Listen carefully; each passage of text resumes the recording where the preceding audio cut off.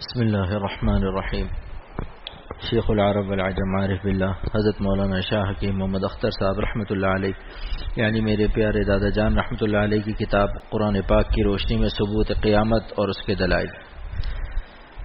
الحمد للہ وکفی وسلام علی عبادہ الذین اصطفی اما بعد فاعوذ باللہ من الشیطان الرجیم بسم اللہ الرحمن الرحیم۔ قال من يحيي العظام وهي رميم قل يحييها الذي أنشأها أول مرة وهو بكل خلق عليم۔ وقال رسول الله صلى الله عليه وسلم اللهم ألهمني رشدي وأعذني من شر نفسي۔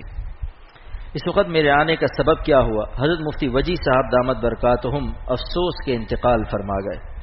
خلیفہ حضرت مفتی اعظم پاکستان مفتی شفیع صاحب رحمۃ اللہ علیہ اور خلیفہ مولانا مسیح اللہ خان صاحب جلال آبادی رحمۃ اللہ علیہ کراچی تشریف لائے۔ ان کے ساتھ حافظ عبد القدیر صاحب جو ہیر آباد کا ہیرا ہے، ان کی وجہ سے مجھے تقریر کرنا آئی۔ عجیب و غریب داستان ہے۔ انہوں نے سب سے پہلے میری مثنوی مولانا روم کی شرح شائع کی، جس کا نام معارف مثنوی مولانا روم ہے۔ میں کسی کام سے یہاں آیا تھا، انہوں نے بغیر میرے پوچھے ہوئے یہ اعلان کر دیا کہ آج آزاد میدان مسجد محلہ ہیر آباد میں شارح مثنوی مولانا روم کی تقریر ہوگی۔ میں نے اس سے پہلے کبھی تقریر نہیں کی تھی۔ مجلس میں بیٹھ کر باتیں کر لینا اور ہے، ممبر پر تقریر کرنا اور ہے۔ اس شخص نے بغیر میرے پوچھے مجھے بٹھلا دیا اور مقتل میں پیش کر دیا۔ میرا دل دھڑکنے لگا، چونکہ میں نے کبھی مجمع عام سے خطاب نہیں کیا تھا، اس لیے مارے ڈر کے زبان خشک ہو گئی۔ الفاظ ادا ہونے کے لیے ذہن میں لعاب دہن نہیں تھا، مگر اس شخص کے اخلاص اور آبرو کو اللہ نے رکھ لیا کہ مضامین آنے لگے اور بیان ہو گیا۔ میرا پہلا بیان یہیں ہیر آباد سے شروع ہوا۔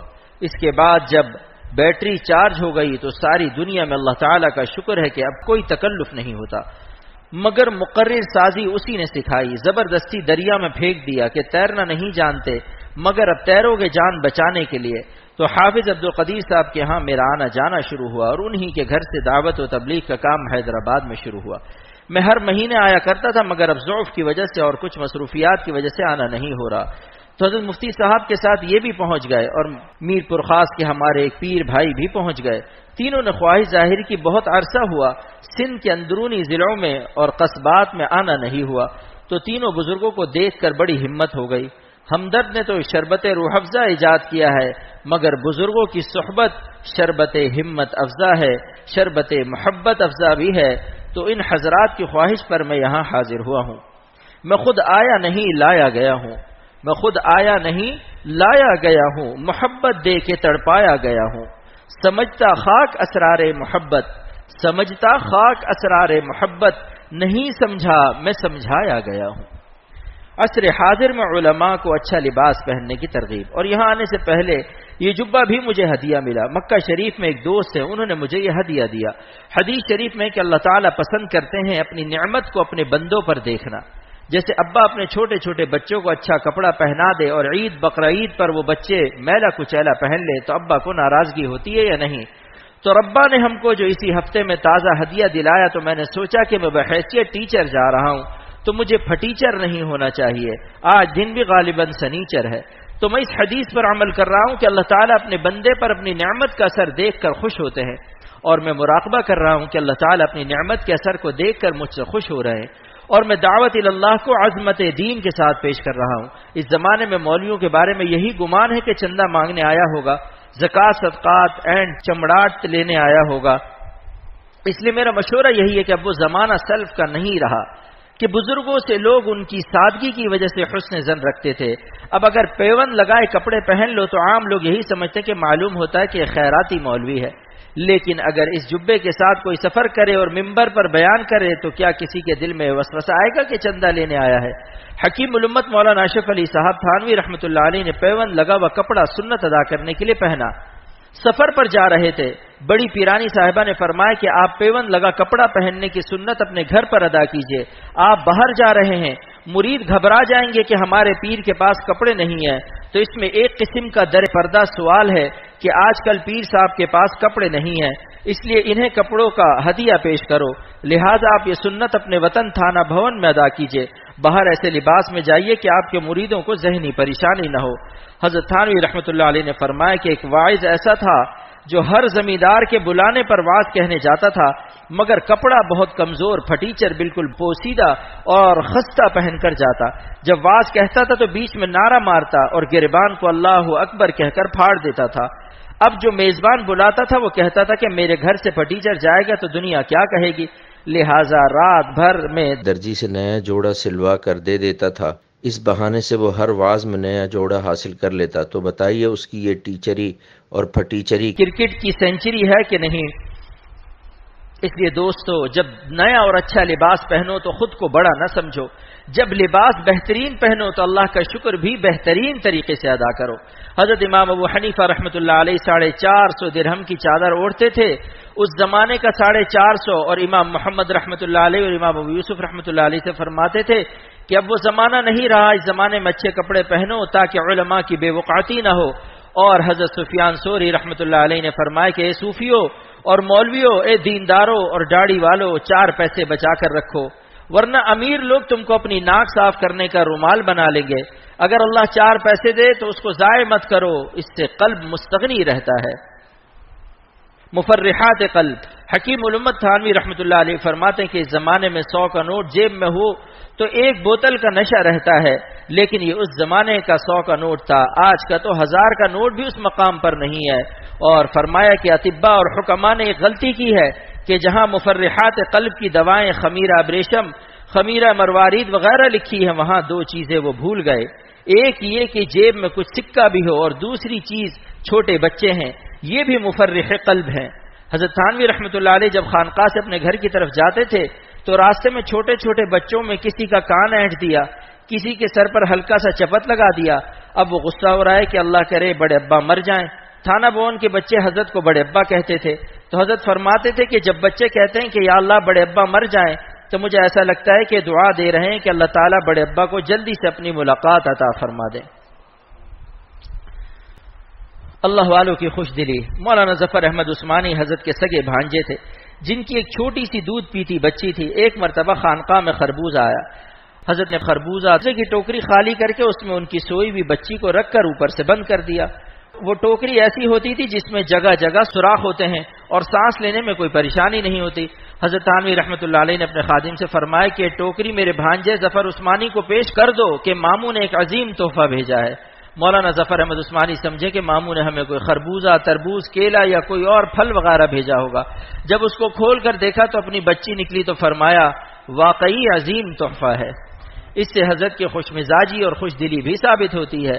آج کل خوش دلی والے کو پیر ہی نہیں سمجھتے ہیں پیر وہ ہے جو آنکھ لال کیے ہوئے اور بھینسے کی طرح سانس پھلاتا ہوا، ناک پھلا پھلا کر سانس لے رہا ہو اور سب پر رعب جمائے ہوئے ہو۔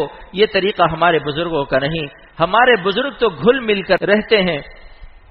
شرعی پردے کا اہتمام۔ ایک واقعہ یاد آ گیا، حضرت مولانا ظفر احمد عثمانی کے سگے بھائی مولانا سعید احمد صاحب جب 12 سال کے ہو گئے تو حکیم الامت نے پوچھا مولوی سعید تمہاری کیا عمر ہو گئی؟ کہا 12 سال۔ فرمایا ممانی سے پردہ ہے یا نہیں؟ بس پھر گھر نہیں گئے، حالانکہ حضرت پیرانی صاحبہ نے ان کو پالا تھا، ان کی اماں بچپن میں انتقال کر گئی تھی۔ پیرانی صاحبہ نے فرمایا تو چھوٹا سا تھا، ہم نے اسے ہگایا متایا ہے۔ فرمایا کچھ بھی ہو مسئلہ یہی ہے، ماں اپنے بچے کو ہگاتی متاتی ہے، مگر جب بچہ بالغ ہو جائے تو کیا پھر بھی اس کو ہگا متا سکتی ہے؟ شرم کی جگہ دیکھ سکتی ہے۔ بعض لوگ کراچی میں چھوٹے بچوں کو نوکر رکھتے ہیں، جب وہ بالغ ہو جاتے ہیں تو بیگم صاحبہ کہتی ہیں آنے جانے دو، یہ تو بچپن کا پالا ہوا ہے۔ دوستو عمر کی زیادتی سے مسئلے بدل جاتے ہیں۔ وہ لڑکا جس کو 4-5 سال کی عمر سے پالا تھا جب بالغ ہو گیا تو اب اس کا گھر میں آنا جانا جائز نہیں، اب اس سے پردہ کرو۔ شرعی پردہ بہت ضروری ہے۔ بلندی پر چڑھنے اور اترنے کی سنت۔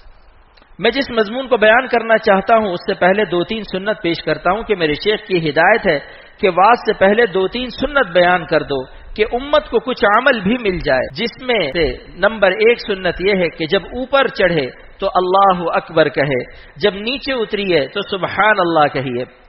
چاہے مسجد کی سیڑھی ہو یا ہوائی جہاز یا موٹر، جب چڑھائی پر چڑھے تو اس وقت اللہ اکبر کہا کرو۔ حضرت جابر رضی اللہ عنہ سے مروی بخاری شریف کی روایت ہے اذا صعدنا کبرنا، ہم لوگ جب اوپر چڑھتے تھے تو اللہ اکبر کہتے تھے، وَإِذَا نَزَلْنَا سَبَّحْنَا، اور جب نیچے اترتے تھے تو سبحان اللہ پڑھتے تھے۔ ملا علی قاری نے حدیث کی شرح میں لکھا ہے کہ بلندی پر چڑھنے سے انسان کو خیال آتا ہے کہ میں بہت بلند ہو گیا۔ شریعت نے یہ سکھا دیا کہ بلندی پر چڑھو تو اپنی بڑائی کی نفی کر دو کہ اللہ اکبر، اے اللہ آپ بڑے ہیں، ہم بڑے نہیں ہیں، ہم جو نیچے تھے وہی یہاں بھی ہیں، نیچے بھی بندے تھے اب بھی بندے ہیں، بلندی تو بس آپ ہی کو زیبا ہے، اور جب نیچے اترو تو کہو سبحان اللہ۔ اس میں یہ راز ہے کہ ہم نیچے ہو رہے ہیں مگر اے اللہ آپ نیچے ہونے سے پاک ہیں۔ وضو کی مسنون دعا اور اس کی حکمت، معرف الحدیث کتاب الوضو میں اور مجمع الزوائد میں یہ حدیث ہے کہ جو وضو سے پہلے یہ دعا پڑھ لے بسم اللہ والحمد للہ، تو جب تک وضو رہے گا فرشتے ثواب لکھتے رہیں گے، چاہے ناشتہ کر رہا ہو یا بیوی سے بات کر رہا ہو۔ تو دو سنتیں ہو گئی، اور تیسری سنت یہ ہے کہ وضو کے درمیان جو دعا ثابت ہے اس کو پڑھو۔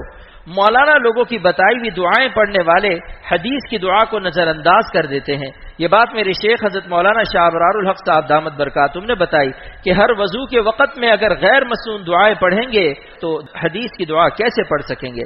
لہٰذا جو دعا سنت ہے وہ یہ ہے، اللہم اغفر لی ذنبی ووسع لی فی داری وبارک لی فی رزقی، اے اللہ میرے گناہوں کو معاف فرما اور میرے مکان کو وسیع کر دے، اور چونکہ بڑا مکان دیکھ کر مہمان بہت آئیں گے اس لیے رزق میں بھی برکت دے دے۔ وضو کے بعد کی دعا اور اس کی حکمت، جب وضو ختم ہو جائے تو کلمہ شہادت اشہد ان لا الہ الا اللہ وحدہ لا شریک لہ واشہد ان محمدا عبدہ ورسولہ پڑھ کر یہ دعا پڑھو، اللہم اجعلنی من التوابین واجعلنی من المتطہرین، اے اللہ ہم کو توابون یعنی بہت زیادہ توبہ کرنے والا بنا دے اور طہارت باطنی بھی نصیب فرما دے۔ ملا علی قاری رحمۃ اللہ علیہ فرماتے وضو کے بعد یہ دعا حضور صلی اللہ علیہ وسلم نے کیوں سکھائی؟ اس میں راز یہ کہ اللہ تعالیٰ نے بواسطہ رسالت صلی اللہ علیہ وسلم اپنے بندوں کو سکھا دیا کہ اے اللہ اوپر کے اعضاء تو ہم نے دھو لیے مگر دل تک ہمارا ہاتھ نہیں پہنچ سکتا، لہٰذا ہمارے دل کو بھی دھو دیجئے، یعنی دل کو غیر اللہ سے پاک کر دیجئے۔ اللہم اجعلنی من التوابین، اے اللہ ہم کو توابون بنا دیجئے۔ اور توبہ تین قسم کی ہے، توبہ کی تین قسمیں ہیں۔ نمبر ایک الرجوع من المعصیۃ الی الطاعہ، گناہ چھوڑ کر عبادت گزار فرما بردار ہو جاؤ۔ توبہ کی دوسری قسم ہے الرجوع من الغفلۃ الی الذکر، غفلت کی زندگی چھوڑ کر ذکر اللہ جو شیخ نے بتایا ہو شروع کر دو، اور جب ذکر شروع کرو تو یہ شعر پڑھ لیا کرو، مدت کے بعد پھر تیری یادوں کا سلسلہ، مدت کے بعد پھر تیری یادوں کا سلسلہ، ایک جسم ناتوا کو توانائی دے گیا، ایک جسم ناتوا کو توانائی دے گیا۔ بتاؤ بادام اور مرغی کا سوپ کون پیدا کرتا ہے؟ تو جو اس کا پیدا کرنے والا ہے اس کے نام میں کتنی طاقت ہوگی۔ آج کل لوگ سوپ پیتے ہیں، میں کہتا ہوں کہ سوپ سے زیادہ مالک کو یاد کرو اور گناہ چھوڑ دو۔ گناہ سے قلب اور قالب دونوں میں کمزوری آتی ہے، گناہ سے پہلے دل کمزور ہوتا ہے اور دل جسم کا بادشاہ ہے، جب بادشاہ کمزور ہو تو جسم تو رعایا ہے وہ کیسے کمزور نہیں ہوگا۔ یہی وجہ ہے کہ صحابہ رضی اللہ تعالی عنہم کے مقابلے میں کافر ٹھہرتے نہیں تھے، تقوی کی برکت سے بہت طاقت رہتی ہے۔ توبہ کی تیسری قسم ہے الرجوع من الغیبۃ الی الحضور، اگر کسی وقت دل اللہ سے غائب ہو جائے اور دنیا میں پھنس جائے تو فوراً دل کو پکڑ کر اللہ کے حضور میں حاضر کر دو، دل کو غائب نہ ہونے دو۔ جس کا دل ہر وقت اللہ کے حضور میں رہے سمجھو وہ اعلیٰ قسم کا تائب ہے یعنی تواب ہے، مگر یہ نسبت ملتی ہے اہل نسبت کی صحبت سے، اللہ والوں کی صحبت سے ایسا تعلق نصیب ہوتا ہے کہ وہ ایک سیکنڈ بھی اللہ سے غافل نہیں ہوتا، چاہے کاروبار کرتا ہو یا بزنس کرتا ہو، بادشاہت کرتا ہو۔ اس پر میرا ایک اردو کا شعر ہے، دنیا کے مشغلوں میں بھی یہ باخدا رہے، دنیا کے مشغلوں میں بھی یہ باخدا رہے، یہ سب کے ساتھ رہ کے بھی سب سے جدا رہے، یہ سب کے ساتھ رہ کے بھی سب سے جدا رہے۔ جس کی میں نے یہ تعبیر کی ہے اگر کوئی کانٹا چبھ کر ٹوٹ جائے تو آپ بریانی پلاؤ کھا رہے ہو یا نئی شادی ہوئی ہو نوٹوں کی گڈیاں گن رہے ہو تو کیا اس کانٹے کا درد نہیں رہے گا؟ اس کی چبھن ہر وقت رہے گی۔ تو اللہ تعالی کی محبت پر اختر کا یہ شعر ہے، کوئی کانٹا چبھے اور ٹوٹ جائے، کوئی کانٹا چبھے اور ٹوٹ جائے، اسی کا نام ہے درد محبت۔ مگر یہ درد ملتا ہے اللہ والوں کی صحبت سے۔ مولانا رومی رحمت اللہ علیہ فرماتے ہیں نس نتوا کشت الا ذل پیر، نس نتوا کشت الا ذل پیر، دامن آ نفس کشرا سخت گیر۔ نفس کی خواہشات مغلوب نہیں ہو سکتی جب تک پیر کا سایہ نہ ہو۔ نفس کے مٹنے کی مثال، اگر کوئی گدھا نمک کی کان میں گر جائے تو نمک بن جاتا ہے یا نہیں؟ مگر مرنے کے بعد نمک بنتا ہے۔ جب تک سانس لیتا رہے گا گدھے کا گدھا ہی رہے گا۔ یاد رکھو، یہ بہت ہی عمدہ مثال ہے۔ اگر گدھا زندہ رہے اور سانس لیتا رہے تو گدھے کا گدھا ہی رہے گا، جب مر جائے گا تو نمک بن جائے گا۔ جو نفس کو مٹا دے گا تو پھر اللہ والوں کے ماحول میں وہ بھی اللہ والا ہو جائے گا۔ جو لوگ اللہ والوں کے ماحول اور صحبت میں بھی اللہ والے نہیں بن سکے، ان کا نفس گدھا زندہ تھا، سانس لے رہا تھا، یعنی وہ گناہ نہیں چھوڑ رہے تھے۔ آپ لوگ خوب سمجھ گئے میری بات، بھائی اتنی عمدہ مثال ہے۔ اگر گدھا سانس لے رہا ہے تو بتاؤ وہ نمک بنے گا؟ سانس اور اس کی حیات مانع نمکیات ہے۔ اسی لیے جن لوگوں نے اپنے نفس کو مٹا دیا وہ اللہ کے ولی ہو گئے، اور جب اللہ کے ولی ہو گئے اور نسبت عطا ہو گئی تو ان کے آثار نسبت کو نہ صرف خود انہوں نے بلکہ سارے عالم نے محسوس کیا۔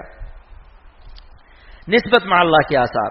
خواجہ عزیز الحسن مجذوب رحمۃ اللہ علیہ نے ایک مرتبہ حضرت حکیم الامت تھانوی رحمۃ اللہ علیہ سے پوچھا کہ جب کوئی آدمی ولی اللہ بنتا ہے اور اسے نسبت عطا ہو جاتی ہے تو کیا اس صاحب نسبت کو اپنی نسبت اور ولایت کا علم ہو جاتا ہے؟ یعنی کیا اس کو پتہ چل جاتا ہے کہ اب میں صاحب نسبت ہو گیا ہوں؟ حضرت تھانوی رحمۃ اللہ علیہ نے فرمایا کہ خواجہ صاحب جب آپ بالغ ہوئے تھے تو کیا آپ کو پتہ چلا تھا کہ نہیں کہ میں بالغ ہو گیا؟ یا آپ نے دوستوں سے پوچھا تھا کہ یارو بتاؤ کہ میں بالغ ہوا یا نہیں؟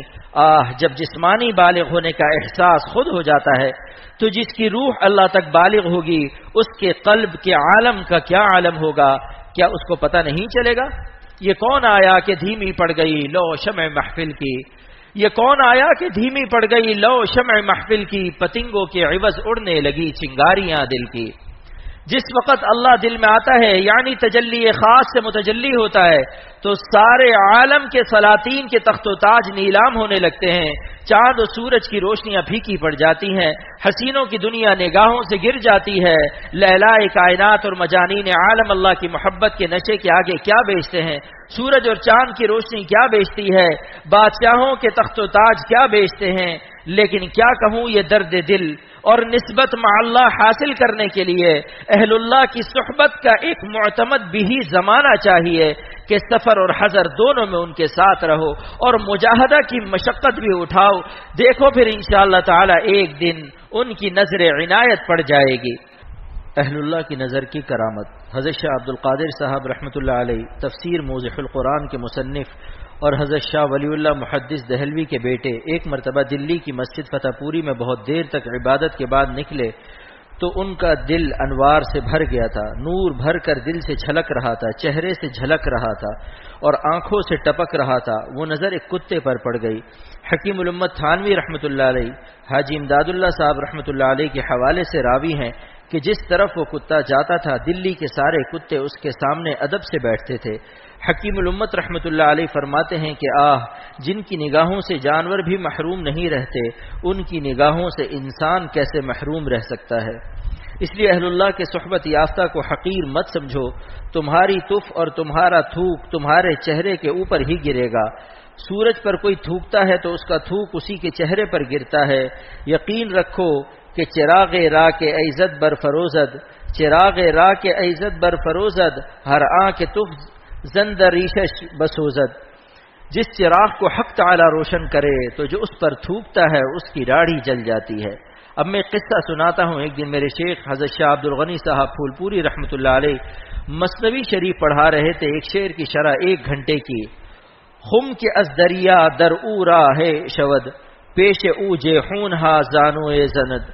جس مٹکے کو سمندر سے خفیہ راستہ ہو، جس مٹکے کو سمندر سے خفیہ راستہ ہو، اب کوئی کہے کہ دریا کا ترجمہ سمندر کیوں ہو رہا ہے تو حضرت نے فرمایا کہ دریا کا ترجمہ اس شعر میں حکیم الامت رحمۃ اللہ علیہ نے سمندر سے فرمایا ہے اور حضرت حاجی صاحب رحمۃ اللہ علیہ نے بھی یہی فرمایا ہے۔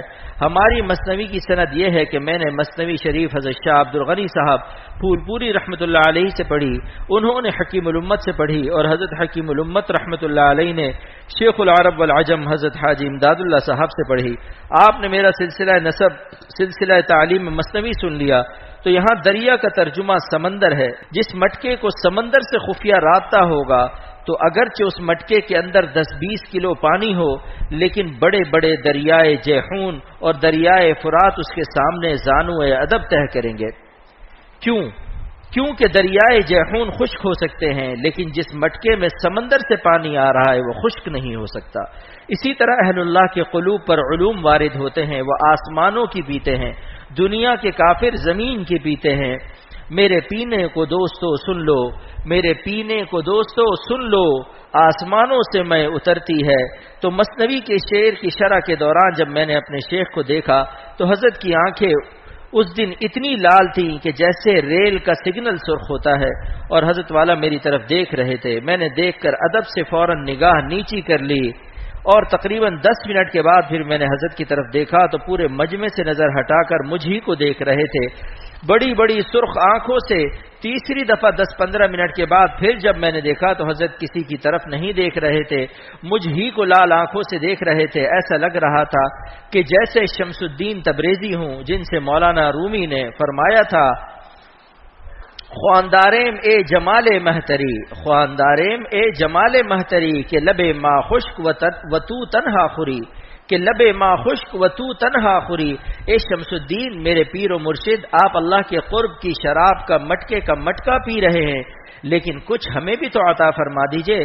اللہ کے قرب کے باغ سے کچھ میرے کان میں بھی بتا دیجئے کہ آپ اتنے مست کیوں رہتے ہیں.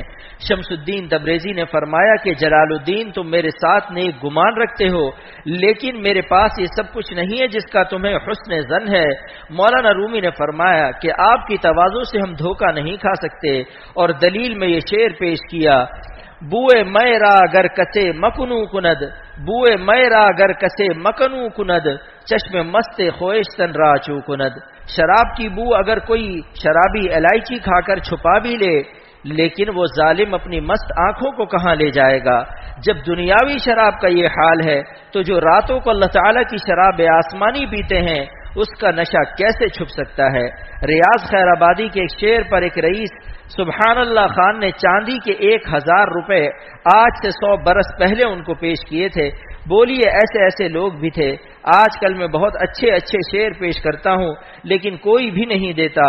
اس مزاح پر سامعین ہنس پڑے. ان کو ایک شعر پر 1000 چاندی کا روپیہ دیا تھا. وہ کیا شعر تھا؟ اتری جو آسمان سے تھی کل اٹھا تو لا، اتری جو آسمان سے تھی کل اٹھا تو لا، تاقے حرم سے شیخ وہ بوتل اٹھا تو لا، تاقے حرم سے شیخ وہ بوتل اٹھا تو لا.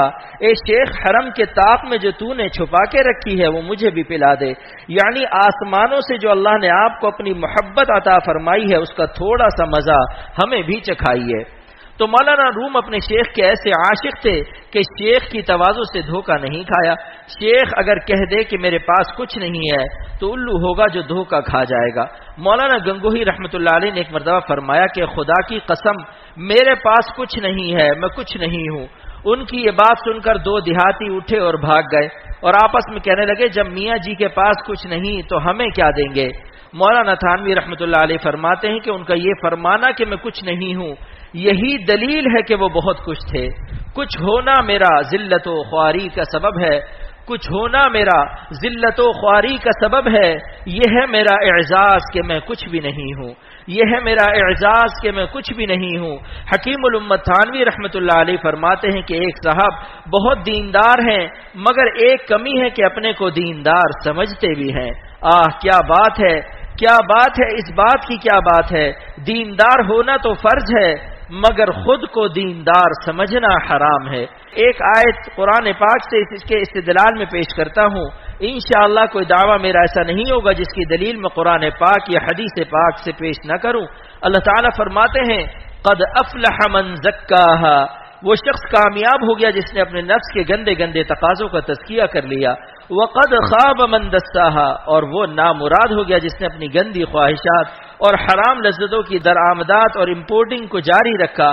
کہ اللہ بھی مل جائے اور ہماری بت پرستی بھی چلتی رہے، ایک ٹانگ خانقاہ میں دوسری ٹانگ بت خانے میں، یعنی حسینوں اور نمکینوں کے چکر بھی اور تسبیح پر اللہ اللہ بھی، تو سمجھ لو کہ ایسے اللہ نہیں ملتا، ایسا شخص نامراد اور بے سکون رہتا ہے۔ مولانا رومی فرماتے ہیں، اے بے وقوفو سن لو، نمکین پانی سے پیاس نہیں بجھے گی، نیست آب شور درمان آتش، نیست آب شور درمان آتش، نمکین پانی سے پیاس نہیں بجھتی بلکہ اور بڑھ جائے گی، اگرچہ وہ پیتے ہوئے خوش ذائقہ اور ٹھنڈا معلوم ہو۔ تو دوستو یہ عرض کرتا ہوں کہ بڈھے لوگ بھی آج بد نظری کا شکار ہیں، بال سفید ہو گئے مگر نفس کی داڑھی سفید نہیں ہوتی۔ دھوکہ نہ کھائیو کسی ریشے سفید سے، دھوکہ نہ کھائیو کسی ریشے سفید سے، ہے نفس نہا ریشے مسود لیے ہوئے۔ یہ میرا شعر ہے، اوپر سے داڑھی سفید ہے لیکن نفس اندر کالی داڑھی لیے بیٹھا ہے۔ بھروسہ کچھ نہیں اس نفس امارہ کا اے زاہد، بھروسہ کچھ نہیں اس نفس امارہ کا اے زاہد، فرشتہ بھی یہ ہو جائے تو اس سے بدگما رہنا۔ بد نظری کی لعنت۔ دوستو بت پرستی چھوڑ دو، خبردار اپنی نظروں کو حسینوں پر خراب مت کرو، یہ حسین چلتے پھرتے بت ہیں، ان کو دل سے نکال دو ورنہ نبی کی بد دعا لگ جائے گی۔ کیا بد دعا ہے نبی کی؟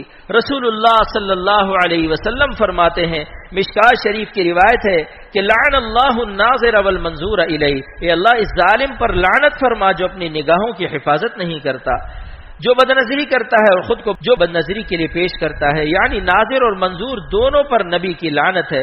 ذرا نظر بازی کرتے ہوئے اس حدیث کا خیال کیا کرو کہ میں نبی کے عشق میں نعتیں پڑھتا ہوں، اشکبار آنکھوں سے روزہ مبارک پر صلاۃ و سلام پڑھتا ہوں، مگر کس بے دردی اور جسارت کے ساتھ لعنت نبی کو اختیار کر رہا ہوں۔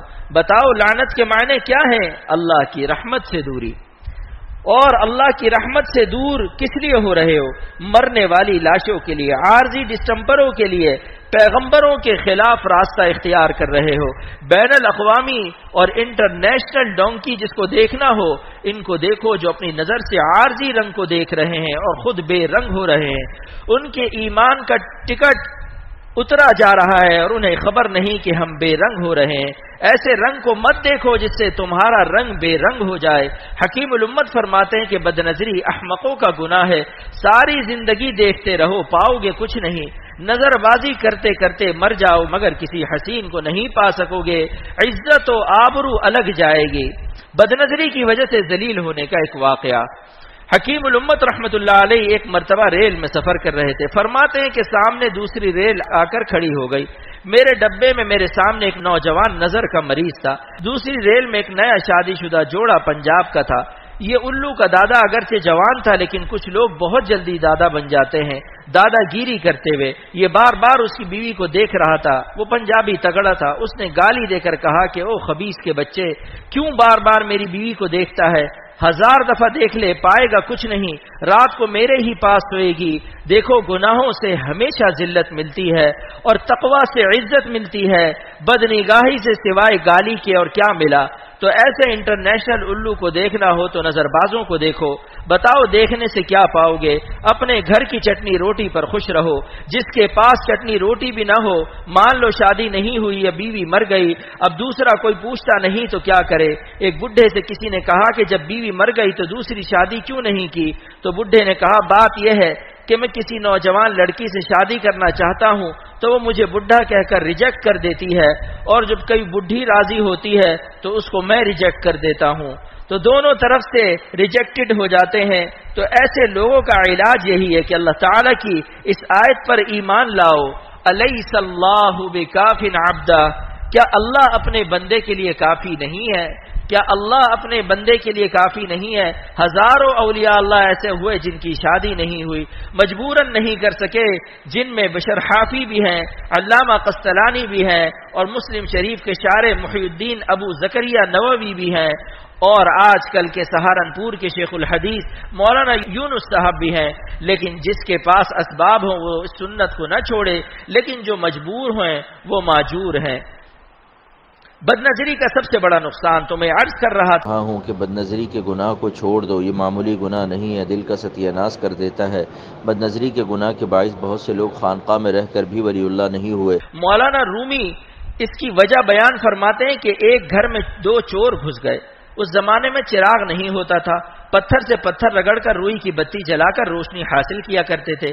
گھر والے کو آہٹ محسوس ہوئی تو اس نے پتھر رگڑا تو ایک چور نے اس پر انگلی رکھ دی. گھر والا جب بھی پتھر رگڑ کر روئی کی بتی جلاتا، چور اس پر انگلی رکھ دیتا جس سے روشنی بجھ جاتی، جس سے چوروں کو خوب موقع ملا مال لوٹنے کا. اسی طرح بہت سے سالک ذکر و تہجد سے، تلاوت سے، بزرگوں کی صحبت سے قلب میں نور پیدا کرتے ہیں، لیکن شیطان اس نور پر انگلی رکھتا رہتا ہے، یعنی کسی گناہ میں مبتلا کر کے طاعات کے نور کو بجھاتا رہتا ہے. ان کا نور تام نہیں ہونے پاتا، وہ ہمیشہ خام رہتے ہیں اور نسبت اعلیٰ ان کو حاصل نہیں ہوتی. اسی کے لیے دعا ہے کہ ربنا اتمم لنا نورنا. دوستو ہمت کر لو اللہ کے نام پر. اختر کو یہ عزم للہ دے دو کہ کبھی اللہ کو ناراض نہیں کریں گے. اللہ کے نام پر گناہ چھوڑنے کا وعدہ کر لو.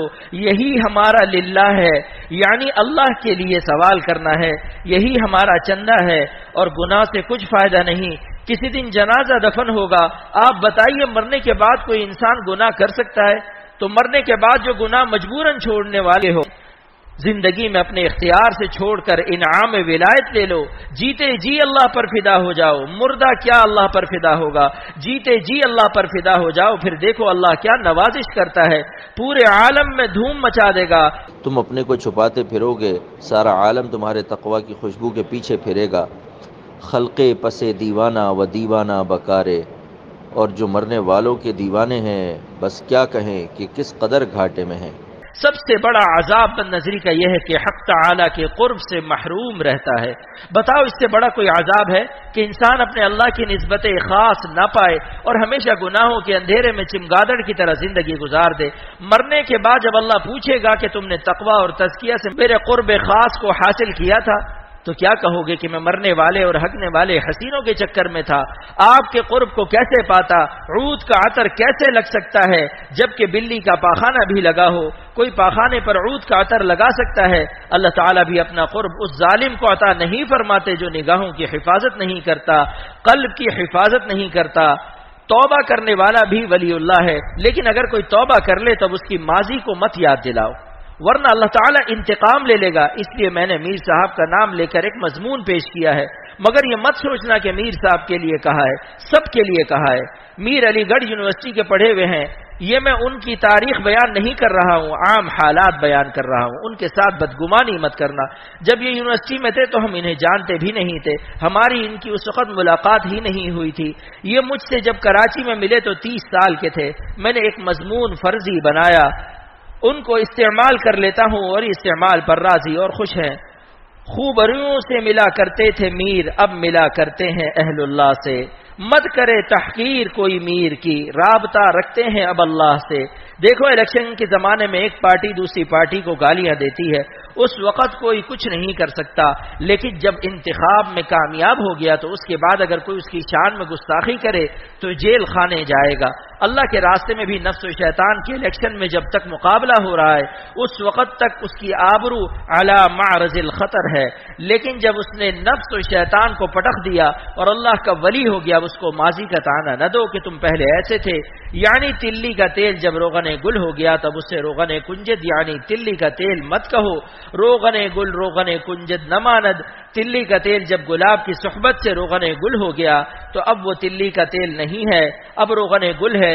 جب برف نے سورج دیکھ لیا اور پگھل کر پانی ہو گیا، اب اس کو پانی کہو، برف نہ کہو. اب وہ سیال ہے، اس کو جامد مت کہو. تو میں عرض کر رہا تھا کہ جب تیسری بار میں نے حضرت شاہ پھول پوری صاحب رحمت اللہ علیہ کی طرف دیکھا تو حضرت اب بھی میری طرف ہی دیکھ رہے تھے اور آنکھیں ویسے ہی سرخ تھیں. یہ اسی نظر کا صدقہ ہے جو آپ لوگ مجھے اپنی نظر میں لیے ہوئے ہیں. یہ شاہ عبد الغنی صاحب رحمت اللہ علیہ کی نظر کا صدقہ ہے. اہل اللہ کی نظر سے جب کتا بھی محروم نہیں رہا تو اختر تو آخر انسان ہے. بہت سے ایسے دوست جو آج سے 25 سال پہلے میری دعا سنتے تھے کہ خدا سارے عالم میں اختر کے درد کو نشر فرما، تو اس وقت بھی وہ مجھ سے نیک گمان رکھتے تھے. لیکن الحمدللہ دیکھو آج امریکہ، کینیڈا، ٹورنٹو، برطانیہ، South Africa, Durban, Cape Town, Johannesburg, Hindustan, Bangladesh, ساری دنیا میں اللہ تعالیٰ کے فضل سے بلایا جا رہا ہوں. ہر جگہ سے ٹیلی فون آتے رہتے ہیں کہ کب آؤ گے. اختر میں کوئی بات نہیں ہے، لیکن اللہ تعالی کی بات کی کیا بات ہے، تزکیہ یافتہ ہونے اور تزکیہ یافتہ سمجھنے کا فرق۔ تو دوستو میں اپنے موضوع کو پیش کرتا ہوں۔ قد افلح من زکاہا جملہ خبریہ ہے، لیکن جملہ خبریہ میں جملہ انشائیہ ہے کہ اپنے نفس کا تزکیہ کرو۔ اس کے بعد دوسری آیت میں فرمایا فلا تزکوا انفسکم، اپنے نفس کو مزکا مت کہنا۔ قد افلح من زکاہا سے معلوم ہوا کہ اپنی اصلاح کرنا، تزکیہ کرنا واجب ہے، اور فلا تزکوا انفسکم میں حکم ہے کہ اپنے کو پاک مت سمجھو۔ فلا تزکوا میں نفی ہے کہ اپنی طرف نسبت تزکیہ نہ کرو کہ میں پاک صاف ہو گیا۔ معلوم ہوا کہ تزکیہ کردن واجب اور تزکیہ گفتن حرام، یعنی اپنے نفس کا تزکیہ و اصلاح کرنا تو واجب ہے، لیکن اپنے کو پاک سمجھنا، تزکیہ یافتہ اور اصلاح یافتہ سمجھنا حرام ہے۔ تکبر کا علاج، اگر تکبر سے بچنا ہے تو اپنے کو سارے عالم سے کمتر سمجھو۔ حج و عمرہ، مدارس و اہتمام، درس قرآن شریف و درس بخاری شریف کے بعد بھی اگر دل میں تکبر ہوگا تو ایسا شخص جنت کی خوشبو بھی نہیں پائے گا۔ لہٰذا حکیم الامت رحمۃ اللہ علیہ فرماتے ہیں کہ جو دو جملے استعمال کرے گا تکبر کی خطرناک بیماری سے نجات پائے گا، جنت کی خوشبو سے محروم نہیں رہے گا۔ وہ جملے یہ ہیں کہ اے خدا، میں سب مسلمانوں سے کمتر ہوں فی الحال، اور سارے جانوروں سے، کافروں سے، سور اور کتے سے بھی کمتر ہوں فی المآل، یعنی مجھے نہیں پتا کہ میرا خاتمہ کیسا ہوگا، لہذا جب تک ایمان پر خاتمہ نہیں ہو جاتا میں کافروں اور جانوروں سے بھی کمتر ہوں۔ بڑے پیر صاحب حضرت عبدالقادر صاحب جیلانی رحمۃ اللہ علیہ فرماتے ہیں ایمان چو سلامت بلبے گور بریم، ایمان چو سلامت بلبے گور بریم، احسن تو بری چستی و چالاکی ماں۔ جب میرا خاتمہ ایمان پر ہو جائے گا، جب میں قبر میں ایمان کو سلامتی سے لے جاؤں گا، تب کہوں گا کہ ہاں عبدالقادر تو نے خوب عقل مندی اور ہوشیاری سے آخرت کا کام بنایا۔ اس لیے دوستو اپنی بڑائی کبھی نہ سوچو، اور غصے کی بیماری بھی تکبر کی اولاد ہے، اور شیخ کے ڈانٹنے سے جس کے اندر اعتراض اور نفرت پیدا ہو یہ دلیل ہے کہ بہت ہی بڑا متکبر ہے۔ حکیم الامت فرماتے ہیں کہ اپنی شان کیوں بنائی، جبکہ تمہاری شان کے متعلق تو اللہ تعالیٰ قیامت کے دن فیصلہ کرے گا۔ شیخ کے پاس جاؤ تو اپنی شان مٹا کر جاؤ۔ خواجہ صاحب نے حکیم الامت رحمۃ اللہ علیہ سے بیعت کی تو ایک پرچہ بھیجا اور اس میں یہ درخواست کی تھی نہیں کچھ اور خواہش آپ کے در پہ میں لایا ہوں، نہیں کچھ اور خواہش آپ کے در پہ میں لایا ہوں، مٹا دیجئے میں مٹنے ہی کو آیا ہوں۔ جو اپنے نفس کو نہیں مٹا سکتا وہ اللہ تعالیٰ کو نہیں پا سکتا۔ بتاؤ کلمہ میں لا الہ پہلے ہے یا الا اللہ؟ جس دن نفی لا کی زوردار ضرب لگ گئی انشاءاللہ تعالی اسی دن نفس مع اپنی تمام خواہشات بد کے فنا ہو جائے گا۔ اسی دن آپ کو سارے عالم میں الا اللہ نظر آئے گا، جدھر جاؤ گے وہیں اللہ کا جلوہ نظر آئے گا۔ مجھے اپنا ایک شعر یاد آ گیا، یہ آپ لوگوں کی برکت سے اچانک یاد آتا ہے، میں پہلے سے نہیں سوچتا کیا بیان کروں گا، تو وہ شعر یہ ہے، وہ مالک ہے جہاں چاہے تجلی اپنی دکھلائے، وہ مالک ہے جہاں چاہے تجلی اپنی دکھلائے، نہیں مخصوص ہے اس کی تجلی طور سینا سے، نہیں مخصوص ہے اس کی تجلی طور سینا سے۔ بہت روئیں گے کر کے یاد اہل میں قدا مجھ کو، بہت روئیں گے کر کے یاد اہل میں قدا مجھ کو، شراب درد دل پی کر ہمارے جام و مینا سے، شراب درد دل پی کر ہمارے جام و مینا سے۔ میرا کلام چھپنے دو، پھر دیکھنا کہ اختر کی زبان سے اللہ تعالیٰ نے کیسے کیسے اشعار ظاہر فرمائے ہیں۔ وقوع قیامت کے عجیب و غریب دلائل، تو میں نے جس آیت کو پیش کیا ہے اس سے میں وجوب قیامت پر دلائل پیش کرتا ہوں جو میں نے اپنے شیخ اول حضرت شاہ عبد الغنی صاحب پھول پوری رحمۃ اللہ علیہ سے سنے۔ انشاءاللہ تعالی تمام دنیا کے سائنسدان اور کفار و مشرکین بھی اس وقت بیٹھے ہوتے تو قیامت کے وقوع کو تسلیم کر کے اٹھتے۔ ایک مشرک اور کافر شخص جس کا نام عاص ابن وائل تھا حضور صلی اللہ علیہ وسلم کے سامنے حاضر ہوا اور ایک پرانی ہڈی کو ہاتھ سے مل کر ہواؤں میں اڑا دیا، پھر سرور عالم صلی اللہ علیہ وسلم کو چیلنج کیا، کیا اس بوسیدہ ہڈی کو جس کو میں نے مل کر فضاؤں میں اڑا دیا ہے کیا آپ کا خدا زندہ کر دے گا؟ اللہ تعالیٰ نے اپنے نبی صلی اللہ علیہ وسلم کو جواب سکھایا، پیغمبروں کا استاد اللہ ہوتا ہے۔ اللہ تعالیٰ نے وحی نازل کی کہ نبی اس ظالم کو بتا دیجئے قل یحییھا الذی انشأھا اول مرہ، وہی اللہ اسے زندہ کرے گا جس نے اسے پہلی بار پیدا کیا ہے۔ یعنی پہلی تخلیق کے وقت ان ہڈیوں کا وجود ہی نہ تھا اور زندگی سے کوئی تعلق ہی نہ تھا، اور اب تو ایک بار پیدا ہونے کے بعد حیات سے ایک قسم کا تعلق پیدا ہو چکا ہے، تو دوبارہ ان کو جمع کر کے ان میں حیات پیدا کرنا اللہ کے لیے کیا مشکل ہے۔ اللہ تعالیٰ اپنی مخلوق کے ماضی، حال اور استقبال کو خوب جانتا ہے۔ جہاں جہاں وہ بکھر جائے گا، منتشر ہو جائے گا، خدا کے علم سے دور نہیں ہو سکتا۔ اب اس پر میرے شیخ کی تقریر سنیے۔ شاہ عبد الغنی صاحب پھول پوری رحمۃ اللہ علیہ نے فرمایا کہ اس سے پہلے اللہ تعالیٰ نے فرمایا اولم یر الانسان انا خلقناہ من نطفہ، ترجمہ ہم نے انسان کو منی سے پیدا کیا ہے۔ یہ تخلیق اول کی شرح ہو رہی ہے اور اللہ تعالیٰ اس کافر کے اعتراض کا جواب دے رہے ہیں۔ یہ اللہ کا جواب ہے جس میں کوزے میں سمندر بھرا ہوا ہے۔ انسان کس سے پیدا ہوتا ہے؟ منی سے، اور منی خون سے بنتی ہے، اور خون غذاؤں سے بنتا ہے، اور غذائیں سارے عالم میں منتشر ہیں۔ تو اول مرتبہ جب اللہ نے پیدا کیا تو انسان سارے عالم میں بکھرا ہوا تھا۔ اگر کسی انسان کا جز مدینہ شریف کی عجوہ کھجوروں میں ہے تو اس کا باپ حج کرنے جائے گا تو وہی کھجور کھائے گا جس میں علم الہی میں اس کا ذرہ رکھا ہوا ہے۔ اگر اس کے باپ کے خون کا کوئی ذرہ کوئٹہ کی بکریوں میں ہے اور کوئٹہ کے پہاڑوں کی گھاس میں ہے تو کوئٹہ کی بکریوں کو وہ گھاس کھلائی جائے گی جس میں اس بندے کی تخلیقی ذرات ہیں۔ پھر وہ بکریاں کراچی یا حیدرآباد وغیرہ پہنچیں گی یا ان کا گوشت پہنچے گا، اور اس گھاس اور تنکوں میں پوشیدہ اس بندے کی تخلیقی ذرات بکریوں کے ذریعے اس کے باپ کے خون میں داخل ہوں گے، جس سے وہ قطرہ منی بنے گا جس سے اس بندے کو پیدا کرنا ہے۔ اگر اس انسان کے تخلیقی ذرات قندھار کے اناروں میں چھپے ہوئے ہیں تو قندھار کے انار پاکستان امپورٹ ہو کر آئیں گے اور اس کا باپ وہ انار کھائے گا۔ اگر اس انسان کا کوئی جز آسٹریلیا کے گندم میں ہے تو پاکستان مجبور ہوگا اس گندم کو منگا کر اس کے ماں باپ تک پہنچائے۔ اگر وہ تخلیقی اجزاء ملک شام کے سیبوں میں ہیں تو وہ سیب اس تک پہنچائے جائیں گے۔ مثلا اس کے باپ کو حج نصیب ہوگا اور شام کا سیب مکہ شریف میں کھائے گا، یا پھر وہ سیب اس کے ہی ملک میں پہنچا دیا جائے گا۔ اگر لیبیا کے کیلوں میں ہے تو لیبیا سے وہ کیلا اس کے ملک میں آئے گا اور اس کا باپ وہ کیلا کھائے گا جس کے ذریعے وہ ذرہ پیدائش جو اس کیلے میں تھا اس کے جسم میں چلا جائے گا اور خون بن جائے گا، اور جہلم سے جاری ہونے والا دریائے سندھ جہاں جہاں سے گزرتا ہے، جن جن معدنیات، جن جن کانوں، جن جن پہاڑوں سے گزرتا ہے، ان میں اگر اس کا کوئی ذرہ ہے تو دریائے سندھ کے پانی کے ذریعے وہ ذرہ اس کے جسم میں داخل ہو جائے گا، اور جب اس کا ابا سارے عالم میں بکھری ہوئی ان منتشر غذاؤں کو اور پانی کو کھا پی لے گا جس میں اس بندے کے ذرات تخلیقی تھے، تو اس طرح اللہ تعالیٰ اس کی پیدائش کے اجزاء کو خون میں جمع کر دے گا، پھر خون سے منی میں منتقل کرے گا، پھر منی کے اس قطرے میں منتقل کرے گا جس سے اس کا نطفہ منجمد ہوگا، پھر جا کر وہ انسان بنے گا۔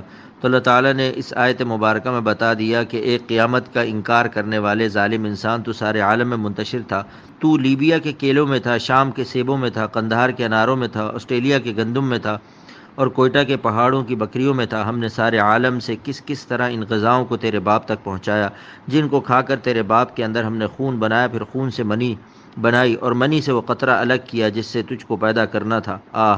اولم یر الانسان انا خلقناہ من نطفۃ میں اللہ تبارک و تعالی نے اپنے نبی صلی اللہ علیہ وسلم کو جواب سکھایا کہ اس نالائق کو آپ جواب دیجئے جو قیامت کا انکار کرتا ہے کہ تو سارے عالم میں منتشر تھا، ہم نے تجھ کو جمع کر کے پہلی دفعہ پیدا کیا، اور جب تجھے ایک دفعہ جمع کر دیا تو دوبارہ جمع کرنا کیا مشکل ہے؟ جب سارے عالم میں منتشر تیرے اجزاء کو جمع کر کے تیرے باپ کے نطفے میں ایک بار جمع کر دیا تو دوبارہ جمع کرنے پر ایمان لانے میں تجھے کیا مشکل ہے؟ دعا اللہم الہمنی رشدی کی انوکھی تشریح۔ اب ایک دعا سکھاتا ہوں جس کی برکت سے ہم اور آپ قیامت میں سرخرو ہو جائیں گے اور انشاءاللہ قیامت میں رسوا نہ ہوں گے۔ وہ ترمذی شریف کی دعا ہے۔ یہ مضمون آج میں نے کراچی سے آتے ہوئے بس میں بیان کیا، اچانک وارد ہوا تھا۔ دوستوں نے کہا کہ زندگی میں پہلی دفعہ ایسا مضمون سنا ہے، دوبارہ اس لیے بیان کر رہا ہوں تاکہ آپ لوگ بھی سن لیں۔ اس دعا کو آج سے اپنے اوپر لازم کر لیجئے، انشاءاللہ تعالی اس دعا کی برکت سے رشد و ہدایت نصیب ہوگی اور قیامت کے دن ہم سرخرو ہوں گے۔ ترمذی شریف کی روایت ہے کہ ایک کافر اپنے صحابی بیٹے عمران بن حسین رضی اللہ عنہ کے ساتھ آپ صلی اللہ علیہ وسلم کی خدمت میں حاضر ہوئے اور انہوں نے کہا کہ اللہ کے نبی، اگر میں ایمان لاؤں تو آپ مجھے کیا دیں گے؟ سرور عالم صلی اللہ علیہ وسلم نے ارشاد فرمایا کہ اگر تو ایمان لے آیا تو میں تجھے 2 نعمتیں دوں گا۔ کچھ دن کے بعد وہ ایمان لے آیا اور کہا کہ اے اللہ کے نبی، میں ایمان لے آیا، آپ اپنا وعدہ پورا کر دیجئے۔ آپ صلی اللہ علیہ وسلم نے فرمایا کہ 2 نعمت دینے کا وعدہ تھا، لے دونوں لے لے۔ یہ وعدہ رسالت ہے، عام انسانوں کا وعدہ نہیں ہے۔ نمبر 1 نعمت یہ ہے کہ ہمیشہ یہ دعا کیا کر، اللہم الہمنی رشدی، اے اللہ ہدایت کی باتیں میرے دل میں الہام فرماتے رہیے۔ الہمنی امر ہے اور امر بنتا ہے مضارع سے، اور مضارع میں دو زمانے ہوتے ہیں، حال اور استقبال۔ مطلب یہ کہ اپنی خوشی اور ہدایت کی راہوں کو اس وقت بھی میرے دل میں ڈالتے رہیے اور آئندہ بھی ڈالتے رہیے، کیونکہ اگر آپ کا الہام ہدایت ہمارے قلب کو نصیب نہیں ہوگا تو ہمارے اجسام گناہوں کے گٹر میں گر جائیں گے۔ رشد کے معنی پر قرآن پاک سے عجیب استدلال۔ معلوم ہوا کہ رشد ایک نعمت ہے، مگر رشد کو سمجھنے کے لیے قرآن شریف سے مدد لینی پڑے گی، کیونکہ سرور عالم صلی اللہ علیہ وسلم کے علوم نبوت مقتبس ہیں انوار قرآن سے۔ آپ کے تمام علوم نبوت کا اللہ تعالیٰ کے کلام سے اقتباس کیا گیا ہے، چنانچہ دیکھنا پڑے گا کہ قرآن شریف میں رشد کہاں آیا ہے۔ قرآن کریم اللہ تعالیٰ نے فرمایا کہ اے اصحاب نبی، حبب الیکم الایمان، ہم نے تمہارے دل میں ایمان کو محبوب کر دیا، وزینہ فی قلوبکم، اور تمہارے دل میں اس کو رچا دیا، مزین کر دیا، راسخ کر دیا، وکرہ الیکم الکفر، اور مکروہ کر دیا تمہارے دل میں کفر کو، والفسوق والعصیان، اور گناہ کبیرہ کو اور مطلق گناہ، ہر قسم کے گناہ یعنی گناہ صغیرہ کو۔ یہ تعمیم بعد تخصیص ہے، فسوق خاص ہے بڑے گناہ کے لیے، فاسق اس کو کہتے ہیں جو گناہ کبیرہ کا مرتکب ہو، اور عصیان مطلق گناہ ہر قسم کی نافرمانی کو شامل ہے، اس کو بلاغت میں تعمیم بعد تخصیص کہتے ہیں۔ یہ میں آپ کو مختصر المعانی پڑھا رہا ہوں۔ تو اللہ تعالیٰ فرماتے ہیں کہ اصحاب نبی، ہم نے تمہارے دلوں میں ایمان کو محبوب کر دیا اور کفر کو، کبیرہ گناہ کو اور تمام قسم کی نافرمانیوں کو مکروہ کر دیا۔ مکروہ کے کیا معنی ہیں؟ محبوب کے کیا معنی ہیں؟ علامہ شامی رحمۃ اللہ علیہ لکھتے ہیں المکروہ ہوا ضد المحبوبی، مکروہ وہ فعل ہے جو محبوب کی ضد ہو، اور المحبوب ہوا ضد المکروہ، محبوب فعل وہ ہے جو مکروہ کی ضد ہو۔ تو اللہ تبارک و تعالی نے یہاں دونوں متضاد الفاظ کو نازل فرمایا کہ حببہ تو یہ ہے کہ ایمان کو محبوب کر دیا، اور کر رہا کیا ہے؟ ایمان کی ضد، ایمان کا اپوزٹ اور دشمن ہے۔ کفر دشمن کامل ہے اور فسوق اور عصیان دشمن ناقص ہے۔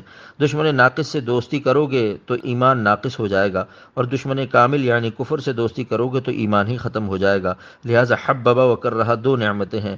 بعضوں کے دل میں حببہ تو ہے مگر حببہ کامل نہیں ہے، کیونکہ ان کے پاس کر رہا نہیں ہے، ہر وقت گناہ کی چاٹ پڑی ہے۔ گناہوں کی چاٹ کھانے والے کا دل نیکیوں سے اچاٹ رہتا ہے، ایسا شخص کبھی سکون نہیں پائے گا۔ اس آیت مبارکہ میں اللہ سبحانہ و تعالی نے بتا دیا کہ جو شخص اپنے دل میں ایمان کو محبوب پائے اور کفر اور جملہ نافرمانیوں کو مکروہ پائے تو اللہ تبارک و تعالی کی عطا ہے، اس لیے حببہ کی ضمیر کا مرجع اللہ کی طرف ہے، اور کر رہا کی ضمیر بھی اللہ کی طرف ہے۔ اللہ تعالی نے الفاظ اس لیے نازل فرمائے کہ بڑے سے بڑا ولی اللہ بھی اگر اپنے دل میں میری محبت پاتا ہے تو میری ہی عطا ہے۔ اے خلق، میری عطاؤں کو اپنی طرف نسبت مت کرنا، میری عطاؤں کو اپنی طرف نسبت مت کرنا، یہ عطا خالق ہے۔ حببہ بھی اللہ کی عطا ہے اور کر رہا بھی۔ جسے اللہ کی محبت محسوس ہوگی اور گناہوں سے نفرت ہو تو اس کو اپنا کمال نہ سمجھے، بلکہ جان لے کہ اللہ تعالیٰ کی عطا ہے۔ اولئک هم الراشدون، اللہ تعالیٰ ارشاد فرماتے ہیں یہی لوگ راہ راست پر ہیں۔ تو راشدون اگر بننا ہے تو رشد کی نعمت تم چاہتے ہو، جس کی دعا اللہم الہمنی رشدی میرے نبی نے تم کو سکھائی ہے، تو اس کی تفسیر میرے کلام سے سیکھو کہ رشد کے معنی کیا ہے۔ اللہم الہمنی رشدی یعنی جس کے قلب کو ہم رشد و ہدایت کا الہام کریں گے اس کے قلب میں میری محبت داخل ہوگی، میری نافرمانی سے اس کو عداوت، نفرت اور کراہت ہوگی۔ مذکورہ دعا کا آیت اولئک هم الراشدون سے خاص ربط، لہٰذا جب یہ دعا مانگو تو پوری تفصیل سمجھ لو اور یقین رکھو کہ اللہ تبارک و تعالیٰ یہ دعا ضرور قبول فرمائیں گے، کیونکہ اگر قبول نہ کرنا ہوتا تو دعا کا حکم ہی نہ دیتے۔ ادعونی استجب لکم، تم مانگو میں قبول کروں گا۔ آپ بتائیں اگر کوئی ابا کہے بیٹو مجھ سے مانگو میں ضرور دوں گا، تو بیٹوں کو شک کرنا جائز نہیں۔ لہٰذا جس کو اولئک هم الراشدون کا فرد بننا ہے وہ اللہ تعالیٰ سے دعا کرے اللہم الہمنی رشدی، اللہ رشد و ہدایت کا ہمارے قلب کو الہام عطا فرمانا کہ ہمارے قلب اور قالب آپ کی مرضی پر فدا ہوں، ہر وقت آپ کی محبت پر فدا ہوتے رہیں اور آپ کی ناراضگی سے بچتے رہیں۔ اس دعا میں تینوں زمانے موجود ہیں کیونکہ مضارع امر سے بنا، اور مضارع میں دونوں خاصیتیں ہیں، حال کی بھی اور استقبال کی بھی، اور ماضی اس طرح شامل ہو گیا کہ اللہ تعالیٰ کا دستور یہ ہے، سنت الہی یہ ہے کہ جو اپنے حال کو درست کر لیتا اللہ تعالیٰ اس کے ماضی کو درگزر فرما دیتے ہیں۔ یہ کیا بات ہے، کیا بات ہے اس بات کی کہ جو شخص اپنے حال کو درست کر لیتا ہے، مالک کو راضی کر لیتا ہے، رو رو کر اس کو منا لیتا ہے، تو اللہ تعالیٰ اس کی ماضی کو درگزر فرما دیتے ہیں، اور جس کا حال درست ہو جاتا ہے اس کے مستقبل کو اللہ تعالیٰ نور تقویٰ سے تابناک کر دیتے ہیں۔ اس دعا میں تینوں زمانوں کی اصلاح موجود ہے، ماضی درست ہو جائے، حال درست ہو جائے، اور مستقبل بھی اللہ تعالیٰ نے اولئک هم الراشدون جملہ اسمیہ سے نازل فرمائے کہ جس کے قلب کو ہم محبت دیں گے، کفر اور فسوق اور نافرمانی سے کراہت دیں گے تو وہ راشدون ہو جائیں گے۔ جملہ اسمیہ دلالت کرتا ہے دوام پر، یہاں جملہ فعلیہ سے نازل نہیں فرمایا، ورنہ رشد و ہدایت میں عدم استقلال لازم آتا۔ جملہ اسمیہ نازل کر کے اللہ تعالیٰ نے بتا دیا کہ اہل محبت کبھی گمراہ نہیں ہوتے، اور اللہ تعالیٰ سے ان کی محبت میں اور کفر اور فسق و عصیان سے ان کی کراہت میں دوام ہوتا ہے۔ اہل محبت کے بارے میں خواجہ صاحب رحمۃ اللہ علیہ کا شعر ہے، میں ہوں اور حشر تک اس در کی جبی سائی ہے، میں ہوں اور حشر تک اس در کی جبی سائی ہے، سر زاہد نہیں یہ سر سودائی ہے، سر زاہد نہیں یہ سر سودائی ہے۔ علامہ آلوسی رحمۃ اللہ علیہ تفسیر المعانی میں فرماتے ہیں کہ محبت کی لغت بغیر دونوں ہونٹ ملائے ادا نہیں ہو سکتی، تو معلوم ہوا کہ جس کا اسم اور لغت متقاضی وصل دوام ہے اس کا مسمى کیسا ہوگا۔ لہذا جس کو اللہ تعالیٰ اپنی محبت عطا کریں گے وہ گناہوں پر دوام نہیں کر سکتا، استغفار، توبہ اور آنسوؤں سے اپنے وصل کو بحال کر لے گا۔ مچھلی کو پانی سے محبت ہے تو بتاؤ اگر مچھلیوں کو ڈرایا جائے کہ سمندر میں آج کل بڑی مچھلیاں آئی ہوئی ہیں جو چھوٹی مچھلیوں کو نگل رہی ہیں، لہٰذا تم چند دن دریا سے باہر گزار لو ورنہ کسی بڑی مچھلی کا لقمہ بن جاؤ گی، تو کیا مچھلیاں باہر نکل آئیں گی؟ وہ کہیں گی کہ پانی سے تو باہر نکلتے ہی ہمیں موت آ جائے گی، اگر مرنا ہی ہے تو یہیں مر جائیں گے۔ پانی جیسے معشوق کو ہم چھوڑ نہیں سکتی، گرچہ در خشکی ہزارہ رنگ ہاست، گرچہ در خشکی ہزارہ رنگ ہاست، ماہی رابا یا بوس جنگ ہاست۔ اے دنیا والو، دریا سے باہر خشکی میں ہزاروں رنگینیاں پیدا کر لو مگر مچھلیوں کو خشکی سے جنگ ہے، لہٰذا یاد رکھو اگر اللہ کے عاشقوں کو کبھی شیطان خدا کے دریائے محبت سے نکال لے تو وہ زیادہ دیر باہر نہیں رہ سکتے۔ ففروا الی اللہ پر عمل کریں گے، اللہ کی طرف فرار اختیار کریں گے اور پھر قرب خداوندی کے دریائے محبت میں اتر جائیں گے۔ یہ ہم پر اللہ تبارک و تعالیٰ کا احسان ہے کہ ہمیں عشق ندامت دے دی، اور اللہ تعالیٰ عشق ندامت کو شہیدوں کے خون کے برابر وزن کرتا ہے کہ برابر می کند شاہ مجید، کہ برابر می کند شاہ مجید، اشک را در وزن باخون شہید، اشک را در وزن باخون شہید۔ علامہ آلوسی رحمۃ اللہ علیہ سورہ انا انزلناہ کی تفسیر میں حدیث قدسی نقل فرماتے ہیں، لأنین المذنبین احب الی من زجل المسبحین، کہ جب گناہ گار روتے ہیں تو اللہ تعالیٰ ان کے آہ و نالوں کو، فریاد و فغاں کو، اشک بار آنکھوں کو، تڑپتے ہوئے قلب کو تسبیح کرنے والوں کی آوازوں سے زیادہ محبوب رکھتے ہیں، اس لیے کہ کسی گناہ گار اشک بار کو حقیر سمجھنے والا نابینا ہے، اس کی آنکھوں میں موتیا اترا ہوا ہے، جب آنکھوں میں موتیا اترتا ہے تو آپریشن کرانا پڑتا ہے، خانقاہوں میں باطنی موتیا کا آپریشن ہوتا ہے اور ڈپریشن بلا آپریشن اچھا ہو جاتا ہے۔ الہام رشد کے بعد شر نفس سے پناہ مانگنے کی وجہ۔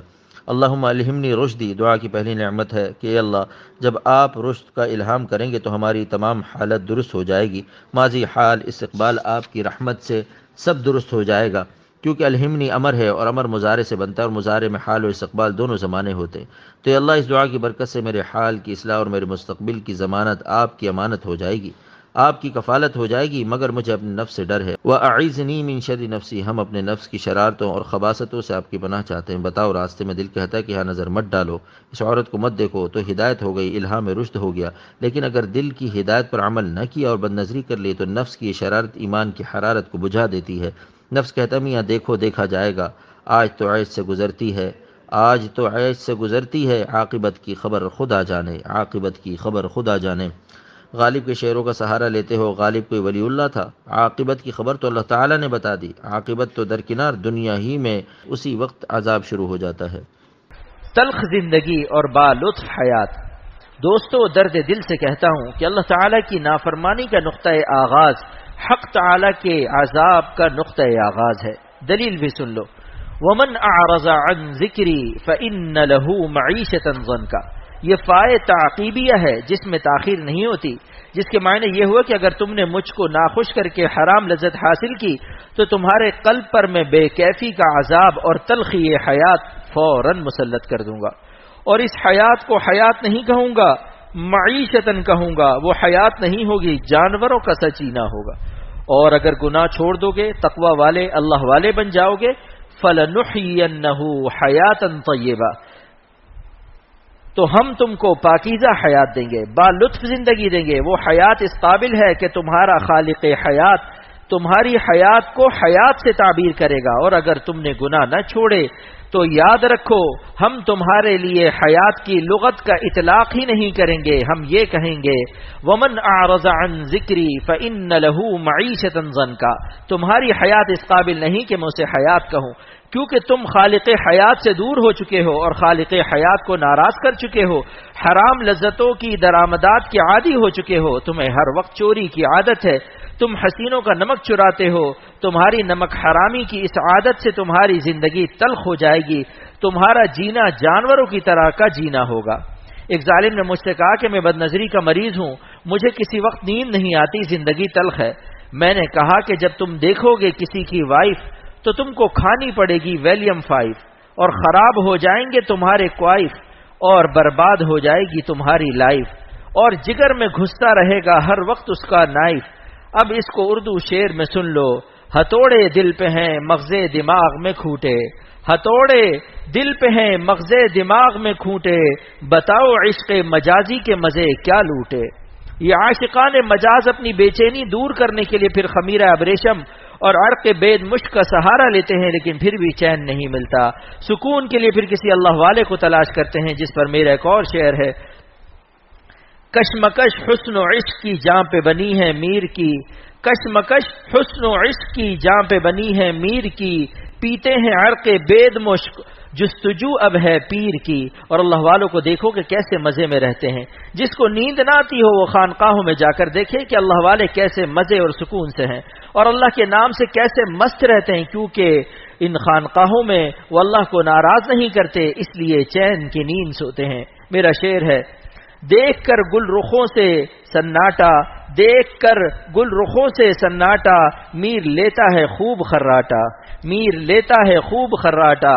لوگ خانقاہ کو کہتے ہیں کہ حلوے مانڈے کی جگہ ہے، حلوہ مانڈے والی خانقاہیں خانقاہ نہیں، خواہ مخواہ ہیں، ان کے شاہ صاحب نہیں، سیاہ صاحب ہے۔ یہ سب نقلی مال ہے، لیکن اصلی اور نقلی مال میں فرق نہ کرنا، یعنی اصلی اللہ والوں میں اور جعلی پیروں میں فرق نہ کرنا اور کہنا کہ سب ایک سے ہی ہے، سخت بددیانتی ہے، اور یہ سب حاسدین کی باتیں ہیں۔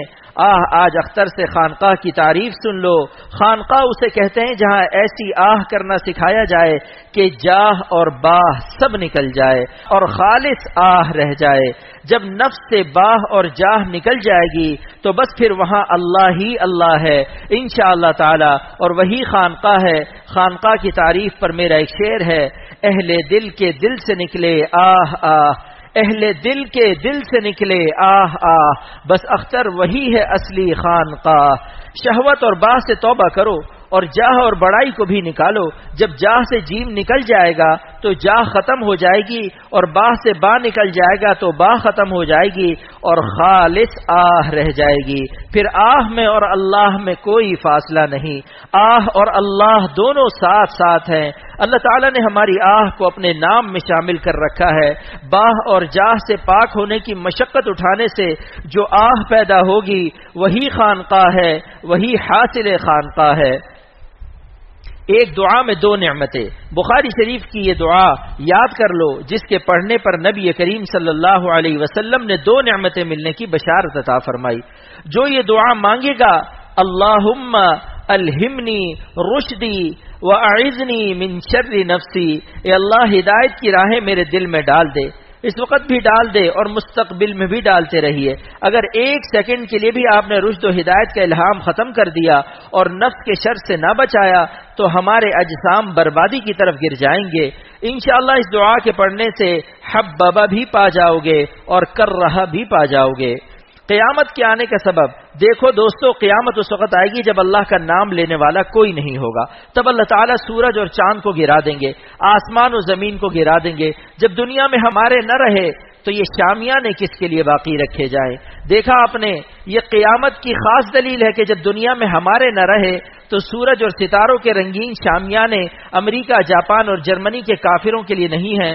تو اللہ تعالیٰ سے غفلت اور اللہ کرنے والوں کے عدم وجود سے قیامت آئے گی۔ معلوم ہوا کہ اللہ کا نام پاک سارے عالم کی جان ہے، جان کائنات ہے۔ جان نہ رہے تو انسان مردہ ہو کر گر جاتا ہے۔ بس اسی طرح جس دن پورے عالم میں کوئی اللہ کا نام لینے والا نہ ہوگا، پورا عالم گر جائے گا۔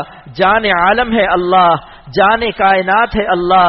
بعض نادان مسلمان یہ سمجھتے ہیں کہ ہم امریکہ کا دیا کھا رہے ہیں، حالانکہ امریکہ ہماری برکت سے کھا رہا ہے، مسلمانوں کے صدقے میں کھا رہا ہے۔ جب مسلمان نہ رہیں گے تو دیکھوں گا کہ امریکہ کیسے قائم رہتا ہے، اور جرمن، جاپان کیسے رہتے ہیں، اور Holland, Thailand, Poland, England وغیرہ جتنے لینڈ ہیں ان کے لینڈ کیسے رہتے ہیں۔ اجتماعی قیامت اور انفرادی قیامت۔ تو دوستو، اجتماعی قیامت تو یہ ہے کہ جب پورے عالم میں کوئی اللہ تعالیٰ کا نام لینے والا نہ ہوگا تو اجتماعی قیامت آ جائے گی۔ لیکن ایک انفرادی قیامت بھی ہے کہ جس مومن کا دل گناہوں کا عادی ہو کر اللہ کے ذکر سے غافل ہو جائے گا، اس کے دل کے آسمان گر جائیں گے، اس کے دل کی زمین گر جائے گی، اس کے دل کے سورج اور چاند گر جائیں گے، اس کے دل کے ستارے گر جائیں گے، اس کا دل قیامت زدہ ہو جائے گا۔ یہ اس کی انفرادی قیامت ہے۔ اس لیے دوستو کہتا ہوں کہ زندگی کا ایک سانس بھی مالک کی ناراضگی کے لیے استعمال نہیں کرو۔ بس اب دعا کر لیجئے، غالباً 10 بج گئے ہیں، بس 10 پر قافیہ بھی بس کا ملتا ہے۔ اب دعا کیجئے کہ اللہ اپنے دست کرم سے اختر کو، اس کی اولاد کو، آپ سب کو، آپ کی اولاد کو، ہم سب کو کامل ایمان و یقین عطا فرما دے۔ دست بخشا جانب زنبیل ما، ہماری ان جھولیوں کی طرف اپنی مہربانی کا ہاتھ بڑھائیے، ایسا ایمان و یقین عطا فرمائیے کہ اختر کی زندگی کی ہر سانس، میری اولاد کی، آپ سب کی، ہم سب کی، ہمارے خاندان والوں کی ہر سانس اے اللہ آپ پر فدا ہو، اور ایک سانس بھی ہم آپ کو ناراض نہ کریں۔ اے اللہ ہماری ماضی کی خطاؤں کو معاف فرما دے، موجودہ حالت کو تقوی کے نور سے روشن فرما دے، مستقبل کو نور تقوی سے تابناک فرما دے۔ اے خدا درد دل سے اختر یہ بھیک مانگتا ہے، اختر مسافر ہے اور مسافر کی دعا کو آپ رد نہیں کرتے، اس مسافر کی درد دل کی دعا کو قبول فرما لے، اور ایسی محبت، ایسا یقین عطا فرما دے، ایسا تعلق نصیب فرما دے کہ ایک سانس بھی ہم آپ کو ناراض نہ کریں، اور زندگی کی ہر سانس کو آپ پر فدا کر دیں۔ پھر میری حیات رش کے افلاک ہو جائے گی، اختر کی خاک اور آپ سب کی خاک انشاءاللہ تعالی رش کے افلاک ہو جائے گی، کیونکہ خالق افلاک کو ہم نے خوش کر دیا۔ مگر اللہ تعالی سے توفیق مانگتا ہوں کہ ایک سانس بھی اس کو ناراض کرنا بہت بڑا خسارہ ہے، اس سے بدترین کوئی وقت نہیں جو خدا کی ناراضگی میں استعمال ہو، اور اس سے بہترین کوئی وقت نہیں جو مالک پر فدا ہو۔ بس درد دل سے میری یہ دعا ہے، میں اپنی دعا کی قبولیت کو آپ لوگوں کی آمین کا صدقہ سمجھتا ہوں، آپ حضرات دل سے کہہ دیجئے آمین۔ اللہ تعالی ہم سب کی یہ دعا قبول فرمائے۔ اختر کہتا ہے کہ حضرت مفتی وجی صاحب کی برکت، ان کے صدقے اور طفیل میں یہ مضمون بیان ہوا، قسم کھا کر کہتا ہوں جس دن یہ گھڑی نصیب ہو گئی، جس دن ہم اور آپ ایمان و یقین کے اس مقام تک پہنچ گئے کہ اپنے مالک کو ہر وقت خوش رکھیں، ایک لمحے کو بھی ناراض نہ کریں، تو ہماری آپ کی حیات سلاطین کے تخت و تاج سے بہتر ہوگی، آفتاب و مہتاب کے نور سے زیادہ قلب کو روشنی عطا ہوگی۔ لیلائے کائنات اور مجانین کائنات کیا بیچتے ہیں، دنیائے رومانٹک اور وی سی آر اور سینما والے کیا جانے اس سکون کو جو اللہ تعالیٰ اپنے نام کے صدقے میں اپنے عاشقوں کے قلب کو عطا فرماتا ہے۔ شاہوں کے سروں میں تاج گراں سے درد سا اکثر رہتا ہے، شاہوں کے سروں میں تاج گراں سے درد سا اکثر رہتا ہے، اور اہل وفا کے سینوں میں ایک نور کا دریا بہتا ہے۔ وآخر دعوانا الحمدللہ رب العالمین، وصلی اللہ تعالی علی خیر خلقہ محمد وعلی آلہ واصحابہ اجمعین برحمتک یا ارحم الراحمین۔